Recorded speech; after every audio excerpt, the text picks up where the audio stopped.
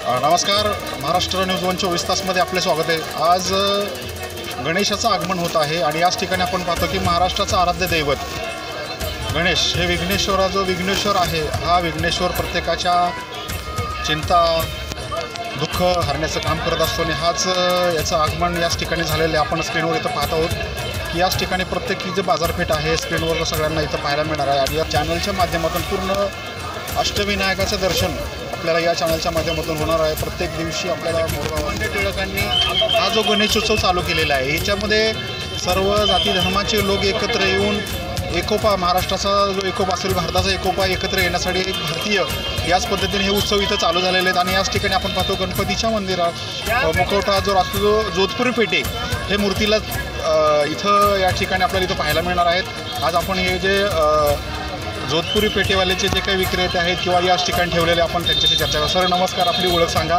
आणि हा जो पेठ्याचा व्यवसाय आहे हा किती वर्षापासून करताय? नमस्कार, माझं नाव अमजद सलीम रंगरे।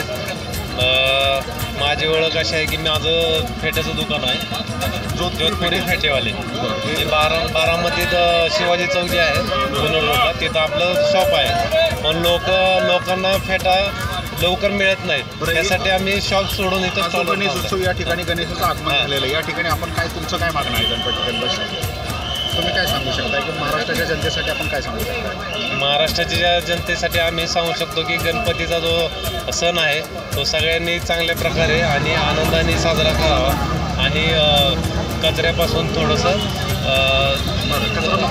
कचरामुक्त शहर ठेवावं, स्वच्छता प्रत्येक आपण 5 दिवस एकत्र आल्यानंतर प्रत्येकाचा आनंद या उत्सवामध्ये आपल्याला पाहिजे। आपण इथं स्क्रीनवर पाहतो की ज्या काही गणेशाच्या मूर्ती आहेत त्या सगळ्या मूर्त्यांचं आगमन इथं आज आपण इथं बघितलेलं आहे की स्क्रीनवर इथं आपण पाहत आहोत की प्रत्येक ठिकाणी ही जी गर्दीचा जो भाग आहे याच ठिकाणी प्रत्येकजण हा गणेशाची मूर्ती खरेदी करण्यासाठी येत आहोत आणि प्रत्येकाचं विघ्न दूर करण्यासाठी प्रत्येकाच्या ज्या काही विघ्न असतील किंवा जे काही दुःख असतील हे हरण्यासाठी गणेशाचं आगमन नक्कीच झालेलं आहे आणि महाराष्ट्रातील प्रत्येक जनतेचं दुःख हरण्यासाठी गणेशाचं इथं आगमन झालेलं आहे। हा जो उत्सव हा 10 दिवस कंटिन्यू महाराष्ट्रामध्ये खूप मोठ्या प्रमाणात साजरा होतो। गणरायाचं जे स्वागत झालेलं आहे आणि गणरायाचा जो 10 दिवसाचा गणेश उत्सव हा आपल्या चॅनलच्या माध्यमातून आपल्या प्रेक्षकांना पाहायला मिळणार आहे। याच्यामध्ये जे काही अष्टविनायकाची ठिकाणं आहेत, मोरगाव असेल, सिद्धटेक आहे, रांजणगाव आहे, पाली आहे, लेनंद्री आहे, मग या ठिकाणी आपल्या चॅनलची टीम पोचणार आहे आणि त्या ठिकाणाचं दर्शन,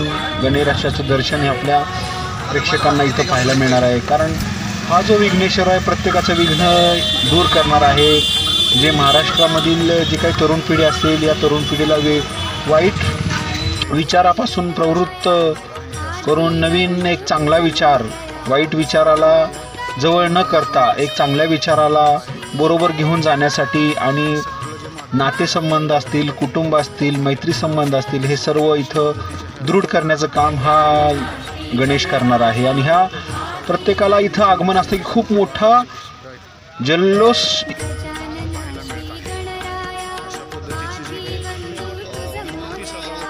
आपल्या चॅनलच्या माध्यमातून गणरायाला एकच साकडं आहे की पृथ्वीवरील प्रत्येक जीवाला सुखी आणि समाधानी ठेव, आलेल्या प्रत्येक दुःखाला संकटाला सामोरं कसं जायचं याची ताकद दे आणि जो काही निसर्गरूपी ईश्वरावर जी लोकांची श्रद्धा आहे ही श्रद्धा अशीच अजून वाढू दे की जेणेकरून प्रत्येकाला काम करण्यासाठी प्रोत्साहन दे। जो ते काम करत आहे हे वाईट मार्गाला न जाता, प्रत्येक नागरिक हा वाईट मार्गाला न जाता चांगल्या मार्गाने कसं जीवन जगेल आणि त्याचा आदर्श इतरांनी कसा घ्यावा हे प्रत्येक निसर्गरूपी जी संकल्पना आहे याच्यातून आपल्याला आम्ही ईश्वरचरणी प्रार्थना करतो की चांगलं समाधान, सुख आणि चांगले विचार हे प्रत्येक नागरिकाच्या वाट्याला येऊ दे, एवढं चॅनलच्या माध्यमातून मी सांगू शकतो। आणि गणरायाचं स्वागत झालेलं आहे। आपण 10 दिवसामध्ये परिपूर्ण गणेशाचं दर्शन घेणार आहोत। प्रत्येक प्रेक्षकाला आपण याच ठिकाणी गणरायाचं दर्शन घडवणार आहोत। धन्यवाद। प्रत्येक व्यक्तीने एकत्र आलं पाहिजे, सगळ्यात एकमेकाच्या दुःख